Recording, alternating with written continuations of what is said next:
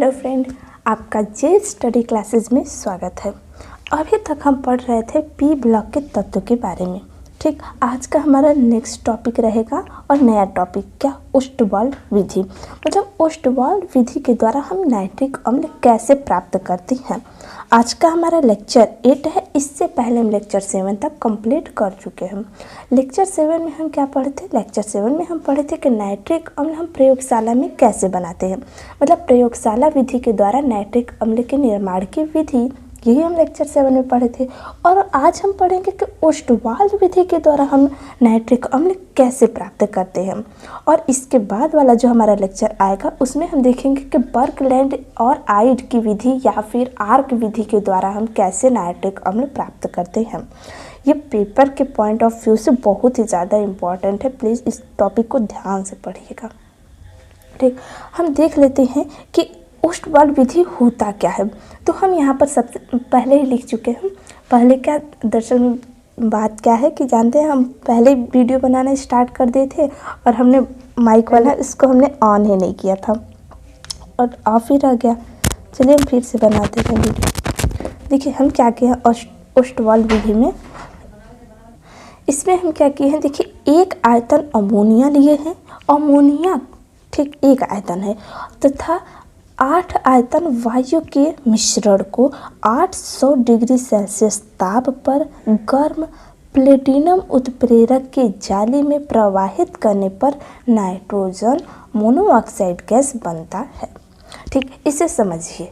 देखिए हमने क्या एक रिएक्शन लिखा है कि एक आयतन अमोनिया हम ले लिए और उसके बाद हम ऑक्सीजन ले लिए। ठीक, अब इसका हम रिएक्शन करा रहे हैं 800 डिग्री सेल्सियस ताप। हमने टेम्परेचर कितना रखा है? 800 डिग्री सेल्सियस। और उत्प्रेरक क्या रखा है? प्लेटिनम। और ये इतना सारे प्रोसेस जब हो जाता है तो ये आपस में रिएक्शन कर जाते हैं और जब रिएक्शन करते हैं तो ये नाइट्रोजन मोनोऑक्साइड बनाते हैं। और देखिए नाइट्रोजन है, ऑक्सीजन है, ये तो नाइट्रोजन मोनोऑक्साइड बना लिए, लेकिन यहाँ पर हाइड्रोजन आया और ऑक्सीजन आया। ये जब आपस में रिएक्शन करते हैं तो वाटर बना लेते हैं। ठीक, अब इसे हम बैलेंस कर दिए हैं। ठीक, अब देखिए हम क्या करते हैं, अब इसमें ये जो नाइट्रोजन मोनोऑक्साइड है ये इसी रूप में रहना एग्जिस्ट नहीं करता है। ये क्या करता है, नाइट्रोजन मोनोऑक्साइड गैस ये ऑक्सीकृत हो जाता है। ऑक्सीकृत होने का मतलब क्या हुआ, नाइट्रोजन मोनोऑक्साइड जो है ऑक्सीजन से रिएक्शन कर लेता है। जब ये ऑक्सीजन से रिएक्शन कर लेता है तो ये नाइट्रोजन डाइऑक्साइड में परिवर्तित हो जाता है। तो देखिए नाइट्रोजन NO हो गया, ऑक्सीजन के साथ रिएक्शन किया और नाइट्रोजन डाइऑक्साइड में परिवर्तित हो गया। ठीक, अब ये जो नाइट्रोजन डाइऑक्साइड है अब ये क्या करता है, ये जल से रिएक्शन कर जाता है।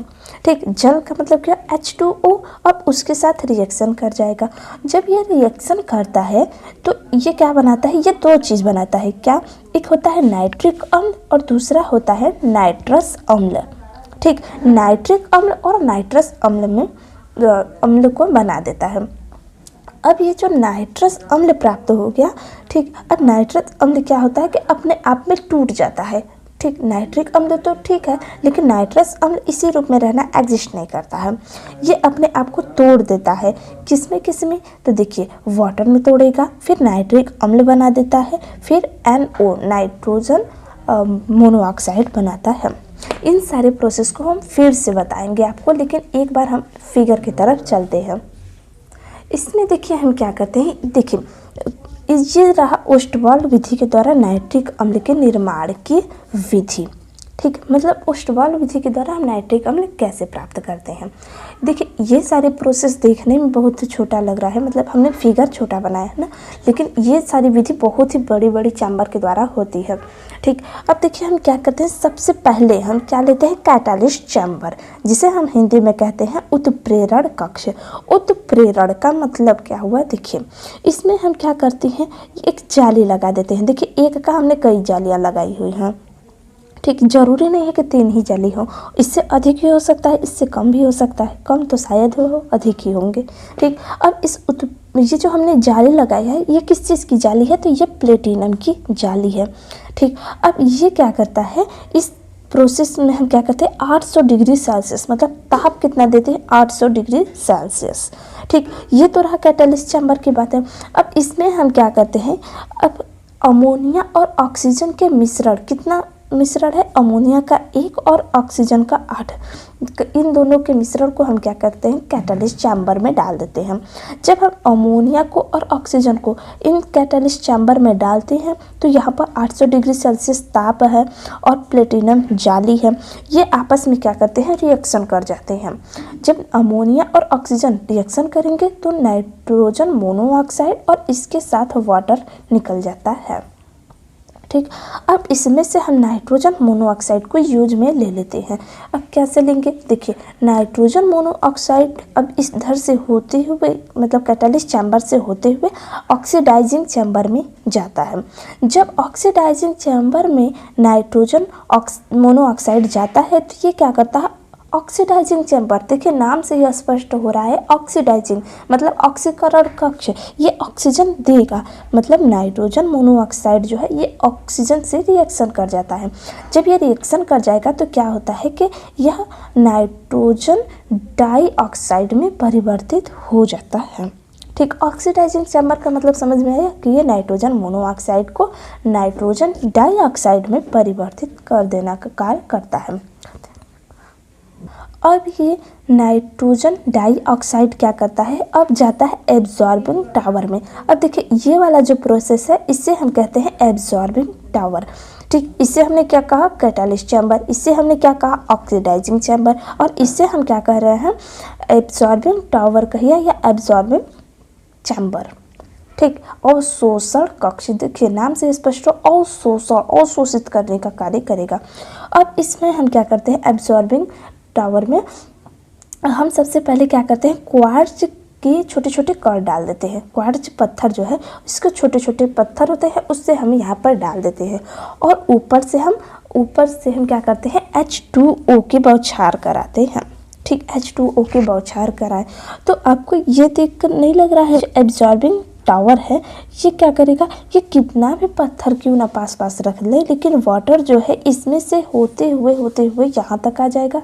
ठीक, अब इधर से देखिए नाइट्रोजन डाइऑक्साइड तो आया हुआ ही है और ऊपर से वाटर आ रहा है, ये दोनों आपस में रिएक्शन कर जाएंगे। ठीक, इस प्रोसेस को हम बाहर दिखाए हैं, देखिए नाइट्रोजन डाइऑक्साइड और वाटर ये दोनों रिएक्शन कर जाते हैं और रिएक्शन करने पर क्या देते हैं ये नाइट्रस अम्ल और नाइट्रिक अम्ल में परिवर्तित हो जाते हैं। ठीक, नाइट्रस अम्ल और नाइट्रिक अम्ल। अब देखिए क्या होता है, ये नाइट्रिक अम्ल तो हमें चाहिए था, ये तो बन ही गया। अब इसमें से जो नाइट्रस अम्ल है ये क्या करता है, यह नाइट्रस अम्ल का फार्मूला क्या हुआ HNO2।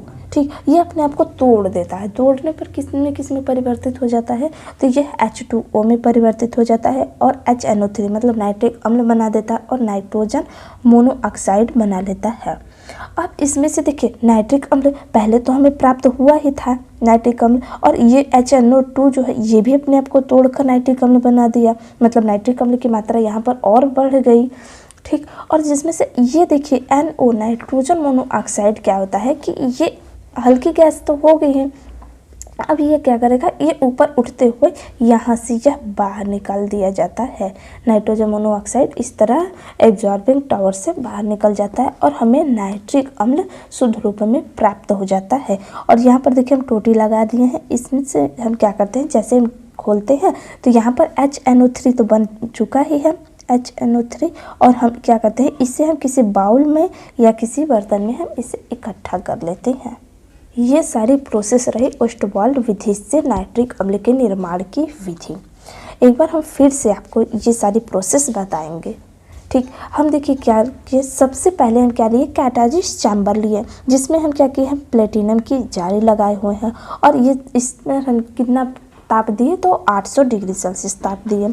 इसमें हम क्या करते हैं अमोनिया और ऑक्सीजन का 1:8 का मिश्रण यहाँ पर हम डाल देते हैं। जब ये अमोनिया और ऑक्सीजन कैटालिस्ट चैम्बर में जाते हैं, वहाँ पर प्लेटिनम की जाली से गुजरती हैं, तो यहाँ पर ताप 800 डिग्री सेल्सियस होने के कारण अमोनिया और ऑक्सीजन आपस में रिएक्शन करके नाइट्रोजन मोनोऑक्साइड और H2O बनाते हैं, और जिसमें से नाइट्रोजन मोनोऑक्साइड ऑक्सीडाइजिंग चैम्बर में जाता है। नाइट्रोजन मोनोऑक्साइड जो है कैटालिस्ट चैम्बर से ऑक्सीडाइजिंग चैम्बर में जाता है। ऑक्सीडाइजिंग चैम्बर में जाने पर नाइट्रोजन मोनोऑक्साइड जो है ऑक्सीजन से रिएक्शन कर जाता है। जब ये नाइट्रोजन मोनोऑक्साइड ऑक्सीजन से रिएक्शन कर जाता है तो नाइट्रोजन डाइऑक्साइड में परिवर्तित हो जाता है। ठीक, ये सारी क्रिया ऑक्सीडाइजिंग चैम्बर में हुई, और इसमें से नाइट्रोजन डाइऑक्साइड एब्जॉर्बिंग टावर में जाता है। जब एब्जॉर्बिंग टावर में जाता है तो वहाँ पर क्वार्ट्ज पत्थर के छोटे छोटे टुकड़े उपस्थित होते हैं, और नाइट्रोजन डाइऑक्साइड तो पहले से था ही, ऊपर से हम वाटर को प्रवाहित करते हैं। जब हम ऊपर से H2O की मात्रा को प्रवाहित करते हैं तो नाइट्रोजन डाइऑक्साइड और H2O आपस में रिएक्शन कर जाते हैं। जब ये दोनों आपस में रिएक्शन करेंगे तो नाइट्रिक अम्ल और नाइट्रस अम्ल में परिवर्तित हो जाते हैं, जिसमें से नाइट्रस अम्ल जो है वो अपने आप को तोड़ लेता है, और तोड़ने पर नाइट्रस अम्ल जो है H2O नाइट्रिक अम्ल और नाइट्रोजन मोनोऑक्साइड का निर्माण करता है, जिसमें से नाइट्रोजन मोनोऑक्साइड हल्की गैस होने के कारण एब्जॉर्बिंग टावर से ऊपर की तरफ से निकल जाता है। ये रहा ओस्टवाल विधि के द्वारा नाइट्रिक अम्ल के निर्माण की विधि। ये देखिए, यही सारी चीज़ें हमने फर्स्ट वाले पेज में आपको बताया है।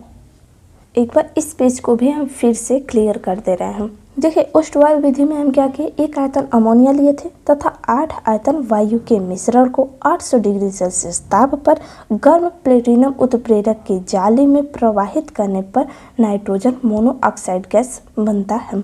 ये सारी प्रोसेस देखिए, हम आपको फिर से बता दे रहे हैं कि हम रटवाने का कार्य नहीं कर रहे हैं, हम आपको समझाना चाह रहे हैं, और आप इसे ध्यान से पढ़िए क्योंकि ये बहुत ही ज़्यादा इम्पॉर्टेंट है। पेपर में भी बहुत बार पूछा जा चुका है। हम आपको दिखा दे रहे हैं कितने बार पूछा जा चुका है। ये देखिए, ये रहा क्वेश्चन, ओस्टवाल विधि द्वारा नाइट्रिक अम्ल के औद्योगिक निर्माण का सचित्र वर्णन कीजिए। देखिए, हमने अभी तक आपको यही चीज़ बताया है, क्या, ओस्टवाल विधि द्वारा नाइट्रिक अम्ल के औद्योगिक निर्माण का सचित्र वर्णन कीजिए और संबंधित अभिक्रिया का समीकरण दीजिए। ये भी हमने आपको बता दिया। फिर तनु नाइट्रिक अम्ल के लेड पर अभिक्रिया, ये सारी क्रिया जो है ये रासायनिक विधि के अंतर्गत आएगा, जो कि हम आपको नेक्स्ट वीडियो में बताएंगे।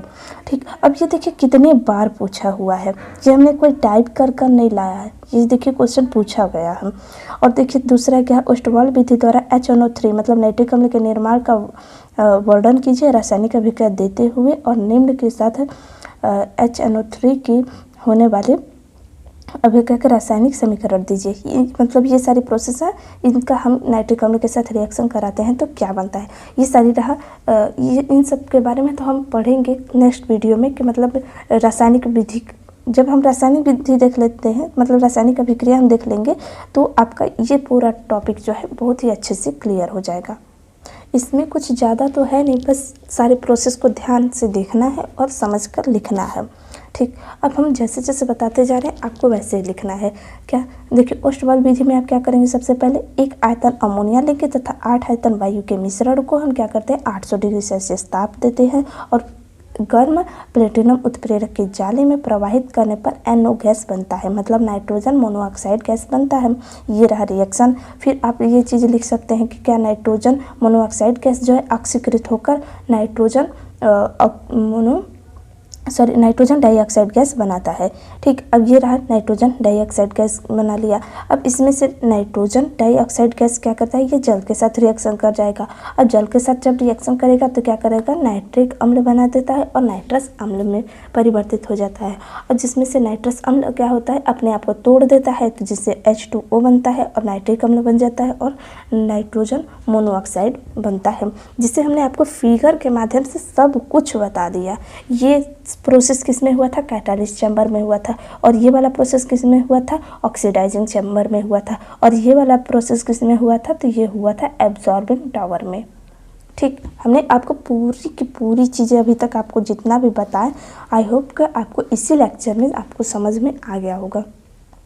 नेक्स्ट वीडियो में हम देखेंगे बर्कलैंड और आइड की विधि या फिर आर्क विधि के द्वारा हम नाइट्रिक अम्ल कैसे बनाते हैं, और इसके साथ हम इसका भौतिक और रासायनिक गुण भी देख लेंगे, मतलब फिजिकल एंड केमिकल प्रोसेस भी हम देख लेंगे। ठीक, तो आज का लेक्चर कैसा रहा दोस्तों, आप हमें ज़रूर कमेंट बॉक्स में बताइएगा। तब तक के लिए धन्यवाद।